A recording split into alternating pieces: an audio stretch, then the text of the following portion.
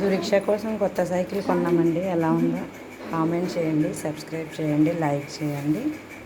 దురీక్ష hi చెప్పు. Hi చెయ్యి. Hi.